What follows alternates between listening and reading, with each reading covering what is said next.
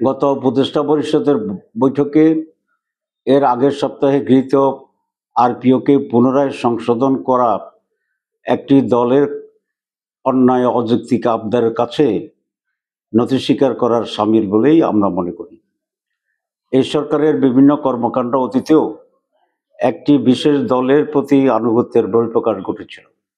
প্রধান উপদেষ্টার লন্ডন গিয়ে একটি অসময় এবং অবৈধ চুক্তি, একটি দলের চাপে নির্বাচনের রোডম্যাপ ঘোষণা এবং সর্বশেষ একই উপদেষ্টা পরিষদে গৃহীত একটি দাবি আরেকটি দল যখন এটার সাথে দ্বিমত পোষণ করেছে, বিভিন্ন রাজনৈতিক দলের মার্কা ব্যবহারের বিষয়তে আবার সেটাকে গত পরিষদের বৈঠকে পুনরায় পুনর্বিবেচনার নামে দলের প্রতি যে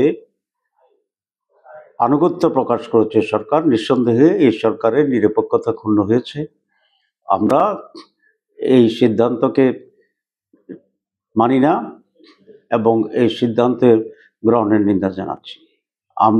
আমি স্পষ্ট দাবি করতে চাই, ইতিপূর্বে নির্বাচন কমিশন এবং উপদেষ্টা পরিষদের প্রত্যেকটি দল নিজ নিজ প্রতীকে নির্বাচন করতে হবে বলে যে দুটি সিদ্ধান্ত হয়েছিল, সেই সিদ্ধান্তের সাথে আমরা একমত এবং জাতি একমত। আমরা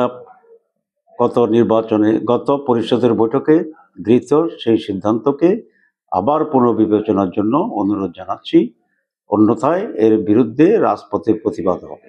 সনদ বাস্তবায়ন নিয়ে বিএনপি নতুন করে যে পরিস্থিতি তৈরি করেছে, এটি একেবারে অনাকাঙ্ক্ষিত এবং জনগণ ফেব্রুয়ারিতে যে একটি জাতীয় নির্বাচন চাচ্ছে, নির্বাচনের ঠিক আগেই হঠাৎ এরকম রাজনৈতিক অনিশ্চয়তা উত্তাপ তৈরি করা ফেব্রুয়ারি নির্বাচন অনুষ্ঠানের প্রক্রিয়াকে বাধাগ্রস্ত করছে বলে আমরা মনে করি এবং এইরকম অশুভ চক্রের কাছে প্রধান উপদেষ্টা নথি স্বীকার করবেন, বশ্যতা স্বীকার করবেন এবং ষড়যন্ত্রের কাছে নথি স্বীকার করে উনি সনদকে আইনি ভিত্তি দেওয়ার ক্ষেত্রে পিছিয়ে যাবেন, এটা আমরা আশা করি না।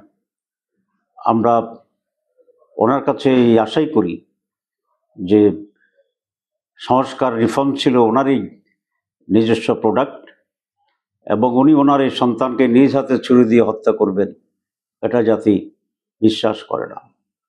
আর যদি এটাই প্রধান উপদেষ্টা করেন, তাহলে এটা জাতির সাথে যে ওয়াদা উনি করেছিলেন, সেই ওয়াদার উনি ভঙ্গ এবং খেলাপ করবেন বলেই জাতি মনে করবে।